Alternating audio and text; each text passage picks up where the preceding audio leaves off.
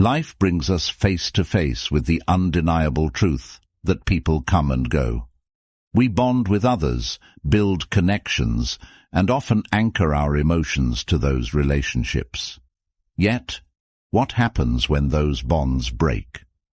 How do you handle the emotional weight when someone no longer occupies the same space in your life, or when you realize they've never shared the same emotional investment? You might ask, how do I stop caring? Or, can I truly detach emotionally without losing a piece of myself? This is where Stoicism, particularly the wisdom of Marcus Aurelius, offers us a path.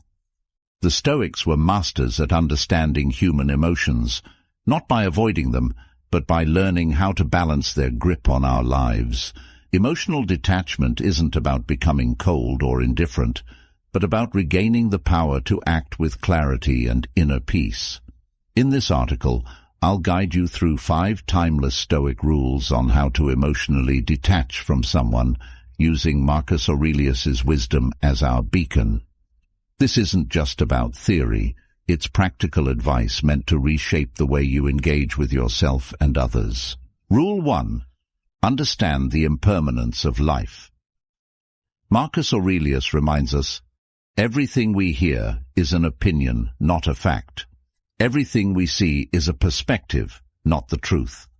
When it comes to emotional attachments, we often cling to our personal perspective of someone, a narrative we create about their importance in our life. But the reality is, all relationships are transient. One moment you're close, the next they're gone, whether through distance, death, or the slow fade of intimacy. People leave. It may seem bleak, but this is the Stoics' first rule of detachment. Embrace impermanence. When you realize that no connection is permanent, you become more conscious of the present. Have you ever tried holding on to a handful of sand at the beach? The tighter you squeeze, the quicker it slips away. This is a natural law of life. The more we try to possess something or someone, the faster they fade. In my own experience, I had a friendship that spanned over 10 years. We shared everything, dreams, fears, late-night conversations, yet over time, things changed. As much as I resisted, the distance between us grew. The emotional investment I had made felt like a chain holding me to someone who no longer reciprocated the same connection. It wasn't until I accepted that the friendship had run its course that I could finally release that emotional weight. Marcus Aurelius would have advised the same. Accept that things will end, and you will suffer less when they do. Rule 2. Master your emotions through rational thought. There's a tendency to believe that emotions control us. You feel pain, sadness, and anger. Those reactions come naturally when you're emotionally attached to someone. But here's the hard truth. Emotions are not reality. They are a product of your thoughts, beliefs, and interpretations of events. Marcus Aurelius and the Stoics deeply believed in this principle. We are not at the mercy of our emotions. Our emotions are at the mercy of our thoughts. Marcus Aurelius taught us that the mind holds the power over how we respond to the world. You have power over your mind, not outside events. Realize this, and you will find strength, he wrote. Emotional detachment starts with realizing that your mind can govern your emotional state. Your thoughts about someone can ignite a storm of feelings, or they can pacify that same storm. Let's say you're going through a breakup. You're emotionally shattered, replaying conversations in your mind, over-analyzing every detail, asking, why did this happen? Or, how could they move on so easily? The Stoic response is to shift that focus. Instead of giving your emotions control, ask, what are the facts here? How can I think about this differently? You must choose thoughts that free you from emotional suffering, not thoughts that fuel it. Think about it for a moment. When something happens, when you argue with a loved one, feel ignored or are disappointed, what's the first thing you do? You interpret the situation and give it meaning. But it's not the event itself that causes emotional turmoil, it's the way you perceive it. Marcus Aurelius wrote, "The soul becomes dyed with the color of its thoughts," meaning your emotions are a direct result of your internal dialogue. Imagine you send a heartfelt text message to someone you care about, perhaps a friend, romantic partner, or family member. Hours go by, and there's no response. Immediately, your mind starts working overtime. Did I say something wrong? Are they mad at me? Do they not care about me? With every passing minute, the emotions build. First a slight concern, then frustration, maybe even anxiety or anger. But what's the truth of the situation? Is it the delay in their response that's causing your emotional storm, or is it your interpretation of their silence? The Stoic response is to challenge that automatic emotional reaction with rational thought. What are the facts? The fact is that they haven't responded. Everything beyond that is pure speculation.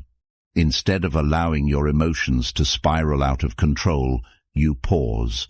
You recognize that your feelings of anxiety or rejection are not rooted in reality, but in your own thoughts. Marcus Aurelius's advice: question your thoughts. Don't just accept them as truth.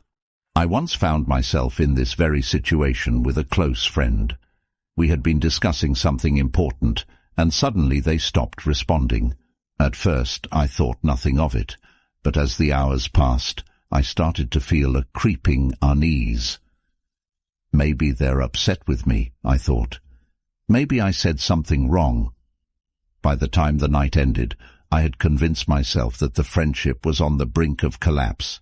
My emotions were everywhere: worry, guilt, frustration. But when I stopped to examine what was actually happening, I realized something crucial. Nothing had happened. My friend had simply gotten busy. When I reached out calmly the next day, they responded without issue, completely unaware of the emotional storm I had put myself through. In a rare moment of clarity, I remembered Marcus Aurelius's words. Focus on what's within your control, your thoughts, your actions, not the outcome or the person's feelings. By redirecting your mind, you will learn to release the emotional turmoil. If you're still watching, please like and comment below with a sign that you've noticed in your own relationships. Your insights might help others recognize similar patterns and foster healthier connections. Rule 3. Practice negative visualization. At first glance, negative visualization might seem like a strange or even counterproductive practice. Why would anyone want to deliberately imagine losing something or someone they care about? Doesn't that just add unnecessary stress? The truth is, this Stoic exercise, championed by Marcus Aurelius, is one of the most powerful tools to help you emotionally detach, not by hardening your heart, but by preparing your mind for life's inevitable losses. The idea is simple but profound. By imagining the worst-case scenario in advance, you lessen its emotional impact when or if it actually happens. This doesn't mean you become fatalistic or pessimistic. It means you're training yourself to accept reality as it is, rather than how you wish it would be. Marcus Aurelius wrote, "Do not disturb yourself by imagining the whole of your life's troubles at once. Rather, as each arises, meet it with calmness and self-control." In essence, negative visualization builds resilience. Imagine a person you're deeply attached to, a partner, a friend, a family member. Now, visualize your life without them. Picture them no longer in your day-to-day life. How does that feel? Uncomfortable, painful. That's exactly the point. The Stoics believed that by facing the emotional discomfort of loss in your mind, you reduce its power to devastate you in reality. I remember practicing this during a time when my best friend was considering moving overseas. We had been inseparable for years, and the thought of them being on the other side of the world filled me with dread. But rather than suppress that fear, I embraced it. Every day I'd imagine what life would be like without their presence. I pictured myself going about my routines, hanging out with other friends, and finding joy in new things. By the time they actually moved, I wasn't blindsided by grief or loneliness. The loss still stung, but I had already mentally rehearsed it, and that made all the difference. Another aspect of negative visualization is recognizing that loss is a natural part of life. Everything you cherish will one day be gone, either through separation, change, or death. This isn't meant to be a morbid thought, but a liberating one. When you stop expecting permanence, you stop feeling entitled to it. And when you stop feeling entitled to something, the fear of losing it diminishes. Take relationships, for example. Most of us, when we enter a relationship, assume it will last forever. We don't plan for things to end. But the truth is, nothing is guaranteed. Rather than clinging to the false hope of permanence, the Stoic approach is to appreciate what you have while you have it, knowing that it will eventually change. This shift in perspective can be incredibly freeing. I once had a relationship where I was constantly anxious about it ending. The thought of losing that person consumed me. But when I started practicing negative visualization, I stopped obsessing over trying to control the outcome. I imagined life after the relationship, and although it was painful to consider, it reminded me to be grateful for the present moment. When the relationship did eventually end, I found myself more prepared than I ever thought I'd be. The real gift of negative visualization is that it strengthens your inner resilience. By repeatedly imagining worst-case scenarios, you develop an inner stability that can't be easily shaken by life's changes. You learn that no matter what happens, you will be okay. And that's the ultimate form of emotional detachment, not from life, but from the illusion that you need things to stay the same in order to be happy. Rule 4. Focus on what you can control. One of the core teachings of Stoicism, and one of the most empowering realizations you can embrace, is that there are things within your control and there are things outside of your control. When it comes to emotionally detaching from someone, this distinction becomes absolutely crucial. Why? Because so much of the pain we feel in relationships stems from our desire to control things that we simply can't. Marcus Aurelius, in his Meditations, repeatedly emphasizes the need to focus only on what is within our control, our thoughts, actions, and responses. Everything else, other people's behavior, the outcomes of situations, the passing of time, is outside of our control. The more you try to control what's outside your influence, the more you will suffer. Emotional detachment, then, is not about coldly distancing yourself from others, but rather about letting go of your attachment to outcomes you cannot dictate. When you're deeply attached to someone, whether it's a romantic partner, friend, or family member, it's natural to want to influence how they feel about you. You want them to care about you in the same way you care about them. But the harsh truth is that you can't control their emotions. You can't make someone love you, appreciate you, or treat you the way you deserve. The only thing you can control is how you respond to their actions. Take a moment to reflect on a time when you tried to influence someone's feelings or behavior. Maybe you bent over backward to win someone's affection, or you exhausted yourself trying to prove your worth to a friend who never seemed to truly value you. How did that feel? Likely, it left you feeling frustrated, anxious, and powerless because you were chasing something beyond your control.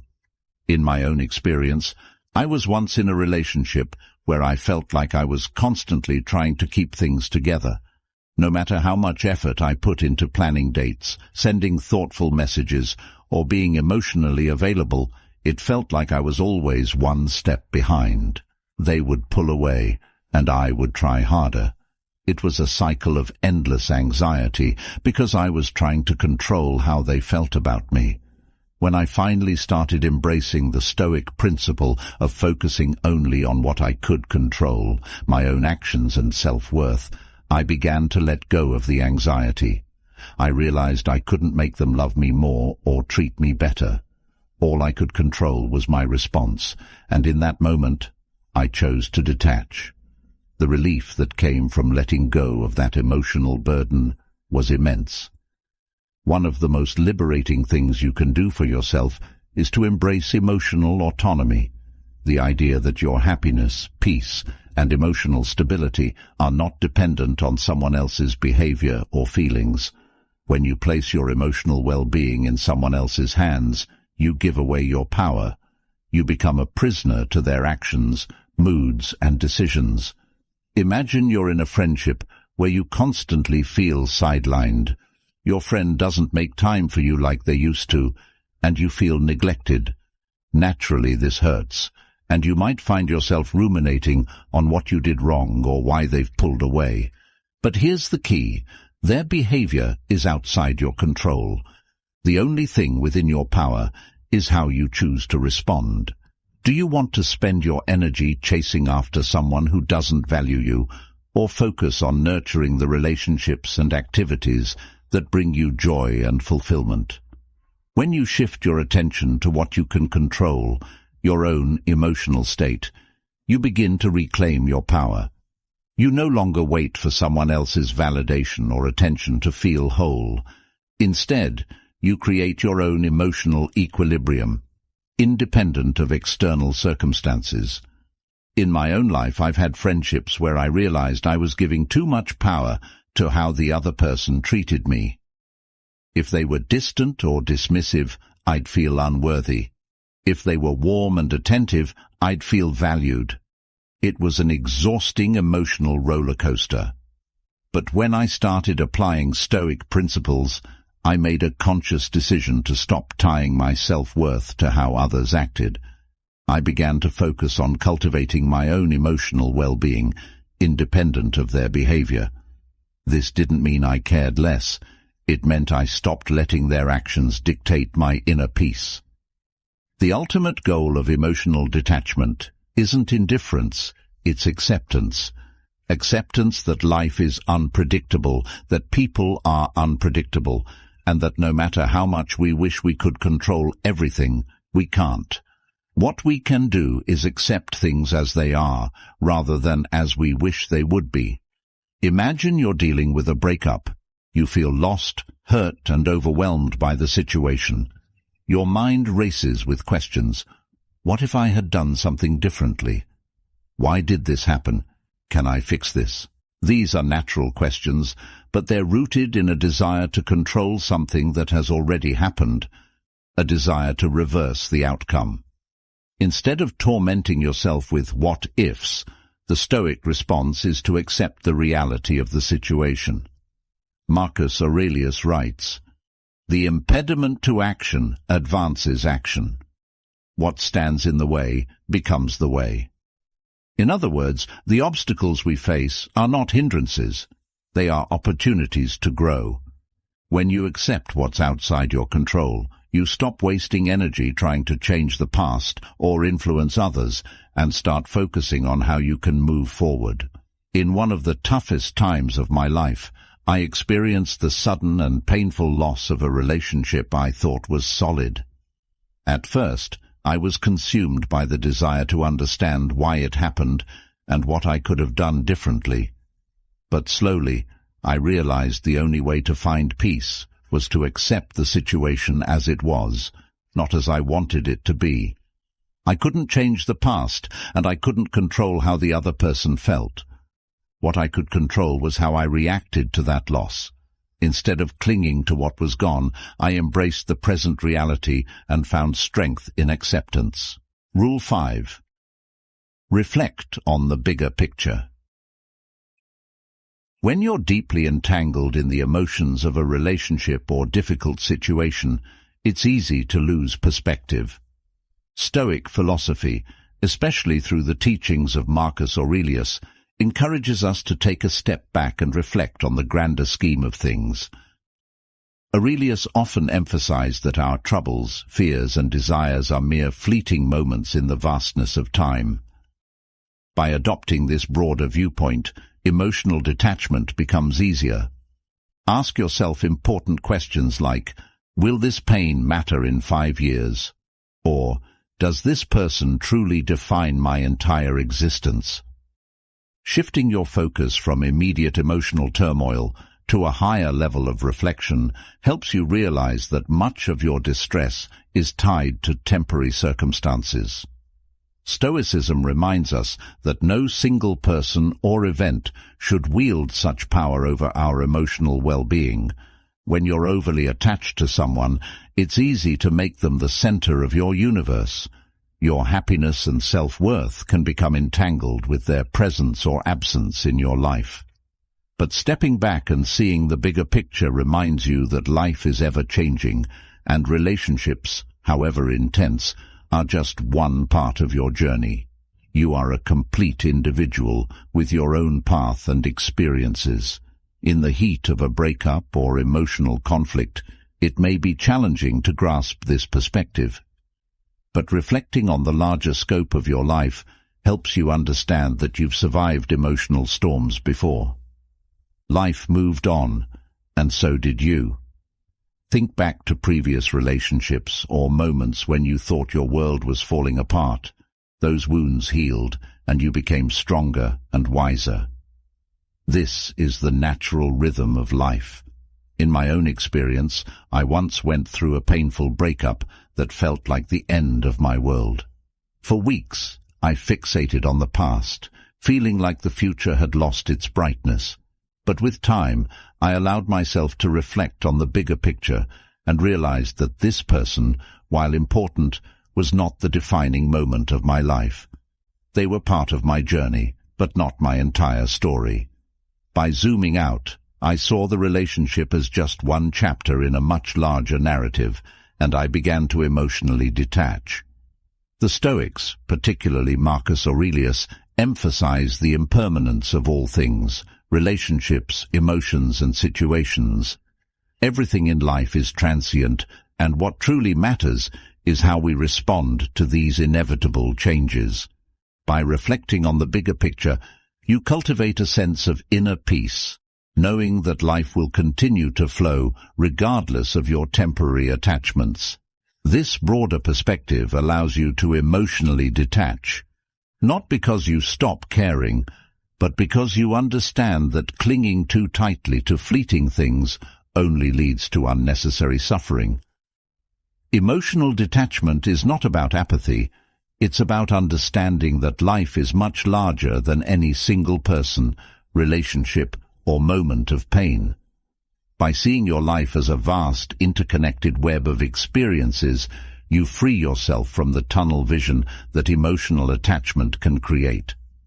Ultimately, emotional detachment is not about shutting down your emotions or closing yourself off from the world.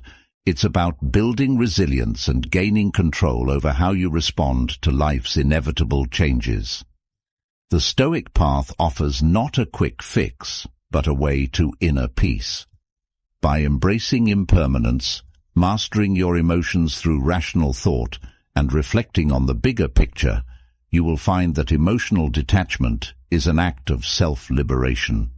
So the next time you feel yourself gripping too tightly to someone or something, ask yourself, do I control my emotions, or do they control me?